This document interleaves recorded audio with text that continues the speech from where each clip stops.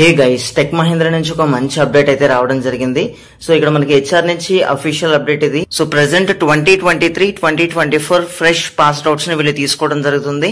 And manual testing మీద అయితే వాళ్ళు ట్రైనింగ్ అయితే ఇస్తారండి దీంట్లో. సో ఫస్ట్ 3 months ట్రైనింగ్ అయితే ఉంటుంది.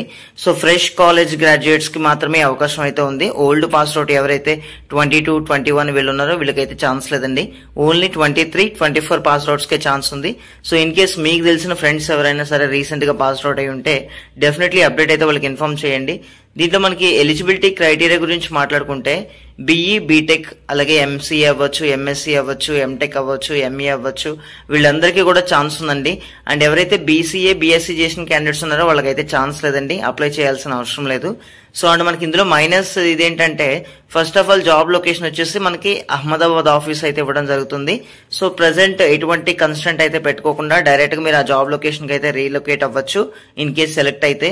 అండ్ ఆఫ్టర్ 2 years మీరైతే రీలొకేట్ అయిపోవచ్చండి. సో ఎటువంటి ప్రాబ్లం లేదు. బట్ ఇదైతే మళ్ళీ చెప్తున్నా 2023 and 24 పాస్ అవుట్స్ కి మాత్రమే. అండ్ ఎటువంటి కెరీర్ గ్యాప్ అయితే ఉండకూడదని మనకి క్లియర్ గా అయితే ఇవ్వడం జరిగింది. అండ్ మీ దగ్గర provisional degree certificate or CMM consolidated marks memo అయినా మ్యాండేటరీగా అయితే ఉండాలి మీ దగ్గర. అండ్ మీ 10th క్లాస్ అవ్వచ్చు, 12th అవ్వచ్చు, లేదా డిగ్రీ అవ్వచ్చు, ఏదైనా సరే మినిమం 60% త్రూ అవుట్ క్రైటీరియా అయితే ఉండాలి.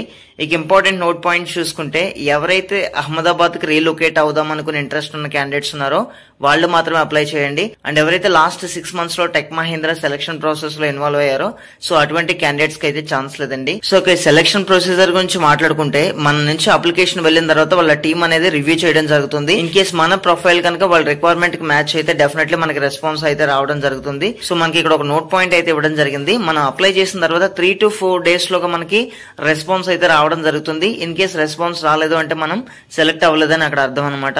సో దీనికి సంబంధించిన అప్లై లింక్ అయితే నేను డిస్క్రిప్షన్ లో ప్రొవైడ్ చేస్తున్నానండి. సో ఎవరైతే రీసెంట్ 23, 24 పాస్ అవుట్స్ ఉన్నారో ప్రతి ఒక్కరు కూడా అప్లై చేయండి పైన చెప్పిన ఎలిజిబిలిటీ క్రైటీరియా ఉన్న క్యాండిడేట్స్.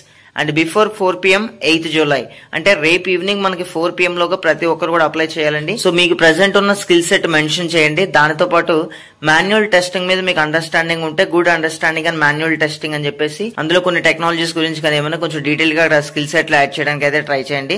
డెఫినెట్లీ సెలెక్ట్ అయ్యే ఛాన్స్ అయితే ఉంటుంది. అండ్ మీరు సెలెక్ట్ అయిన తర్వాత కూడా వాళ్ళకి ట్రైనింగ్ అయితే ఇస్తారండి. So don't worry.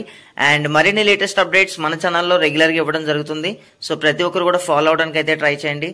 And thank you guys, thanks for watching this video and wish you all the best.